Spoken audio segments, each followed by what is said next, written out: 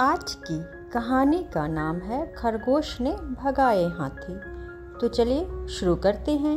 एक बार सारे देश में सूखा पड़ गया।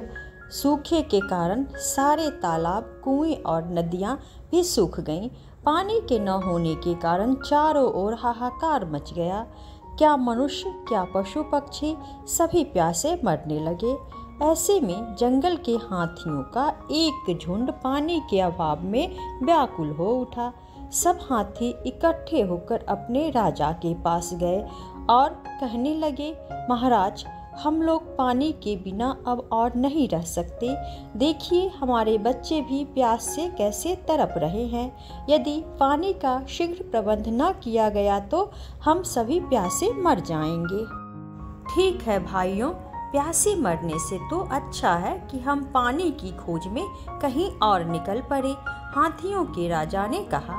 अपने राजा की बात सुनकर सारे हाथी पानी की खोज में दूसरे जंगल की ओर चल पड़े। चलते चलते उन्हें पानी का एक सरोवर मिल ही गया। पानी को देखते ही उनकी जान में जान आई। वे सब पानी पर यूं टूट पड़े जैसे बहुत दिनों का भूखा खाने पर टूट पड़ता है। हाथियों ने पहले तो खूब पानी पिया, फिर उस सरोवर में दिन भर नहाते रहे। उसी सरोवर के किनारे खरगोशों का एक झुंड भी रहता था। वे बेचारे इन हाथियों को देखकर मारे डर के सोच में पड़ गए कि अब इनसे कैसे बचा जाए। वह हाथी सरोवर का पानी गंदा भी करेंगे और उन्हें यहाँ पर शांति से रहने भी नहीं देंगे। उसी रात खरगोशों की एक गुप्त सभा हुई। उस सभा में इस मुसीबत पर विचार किया गया। खरगोश चिंतित थे। उन्हें यह पता था कि इन हाथियों से वे किसी तरह जीत नहीं सकते, किंतु इनमें एक बड़ा अनुभवी और चतुर खरगोश भी था। उसने उठकर अपने साथियों से कहा, तुम लोग चिंता मत करो, मैं कल सुबह ही इन हाथियों से निपट लूंगा। सारे खरगोश आश्चर्य में उसकी ओर देखने लगे।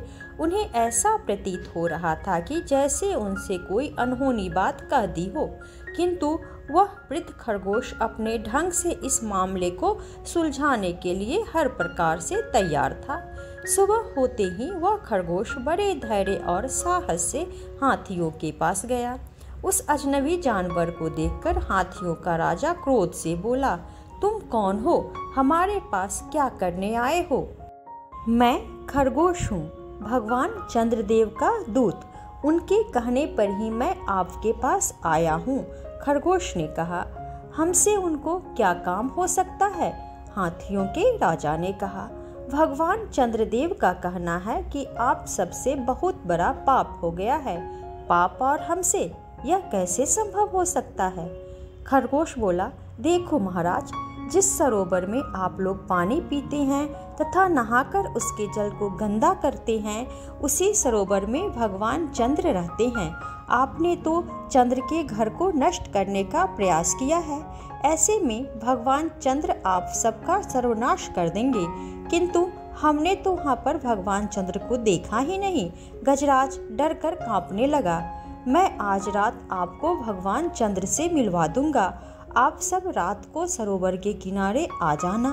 यह कहकर खरगोश वापस आ गया।